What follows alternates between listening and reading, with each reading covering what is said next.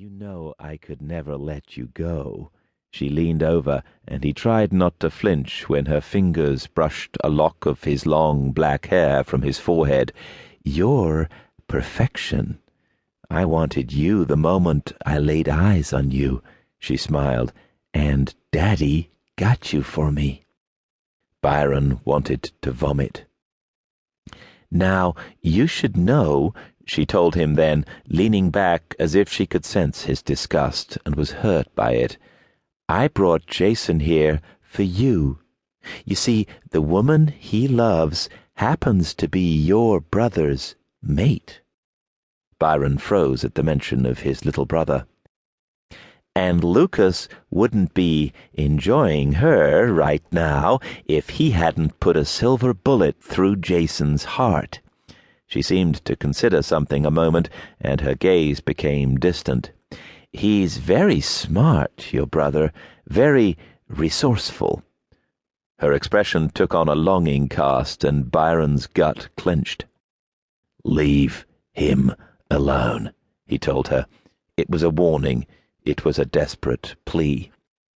The vampire princess turned back to him, her cold violet eyes taking him in from head to toe.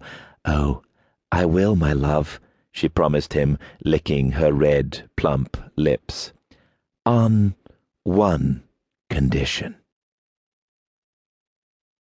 Chapter 1. The Kill. The night was thick with the smell of fog. It was like inhaling snow that hadn't yet fallen, and it smothered her as she raced down the Embarcadero to some unknown destination. It didn't matter where she was headed, only how fast she got there. Her long legs carried her at a quick pace. She'd always been a fast runner. Her training ensured that she never lost that talent. But dreams were dreams, and when they went south, they were never fair.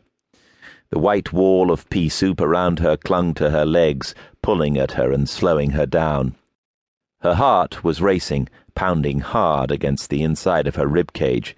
It felt as if it bruised her as she ran, but she couldn't stop.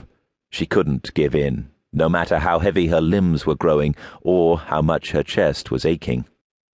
He was behind her, the demon with the grey eyes. In the waking world, he was the hunted, the prey, the one who had eluded her and evaded her and taunted her with his very existence for nearly 20 years. But here, in the twisted confines of her deepest, darkest imaginings, he was the hunter, and she was doomed.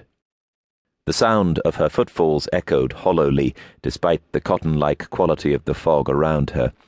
She was in so much pain. He was coming closer. It was inevitable that he would catch her. "Wake up! Wake up! Wake up!" her mind screamed. Any second now she would sit up in bed, covered in sweat, her long hair fanning out around her face like a billowing curtain. She would be gasping for air. It was always the same. But she could hear him now, hear the deep rumble of his breath as he closed in on her. She'd never been able to hear him before. No, she thought. What would happen if he caught her? Would she die? Would she ever wake again? In her dreamscape, there was no reason. There was no room for logic. It was constructed of fear, built on a platform of stark uncertainty. Somewhere in the mist behind her, the sound of padded paws scraping along the ground changed. He was a man now. His boots set a quick pace, their hard, warning sound echoing so much more loudly than her own. He was running, but as she slowed, drawn down by the weight of her wicked, unfair dream, so did he. Unhurried. Stalking. It was too cruel. With a start so vicious, her heart felt as if it had been torn from her chest, Katherine Dare awoke in a mass of soaked sheets and gasped for air. Her hair had come loose of the braid she'd put it in the night before, and she inhaled several strands as she gulped in what oxygen she could get. She coughed violently, shoved her hair out of her face, and rolled over. The room was stifling. Her head was instantly pounding, nausea roiling in her belly.